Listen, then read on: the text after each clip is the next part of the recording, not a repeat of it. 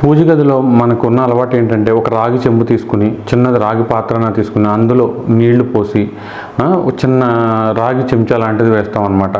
ఆచమనం చేసే ఉన్నవాళ్ళు ఆచమనం చేస్తారు, మిగతా వాళ్ళు ఏంటంటే ఆ నీటిని మనం పెట్టిన నైవేద్యాల మీద చల్లుతారు. అంతవరకే అనుకుంటారు, కాదు, ఆ నీరే మహా నైవేద్యం అనమాట. మనం చిన్న పంచదార పులుకులు పెట్టినా సరే అది నైవేద్యంగా ఫీల్ అవుతాం. కానీ ఏంటంటే నీళ్లు పెట్టడం అనేది చాలా చాలా మంచిది. నీళ్లు పెట్టడం వలన దేవతలు సంతృప్తి చెందుతారు, మహా నైవేద్యం కింద వస్తుందన్నమాట. ఎప్పుడైనా సరే ఆ నీళ్ళు అనేవి కొంతవరకు మనం మోటార్ వేస్తాం కదా, ఆ మోటార్ వేసి పట్టుకోవడం మంచిదన్నమాట. అంటే అప్పటికప్పుడు వచ్చే నీళ్లు, నిల్వ చేసిన నీళ్ళు కాకుండా భూమిలోంచి వచ్చిన మోటార్ వేసిన అలాంటి నీళ్లు, కుదరని వాళ్ళు ఇంకా ఫిల్టర్ల నీళ్ళు అవి పెట్టేస్తూ ఉంటారు. ఏం కాదు, ఏ నీళ్ళు అయినా సరే నీళ్లు పెట్టడం మంచిది.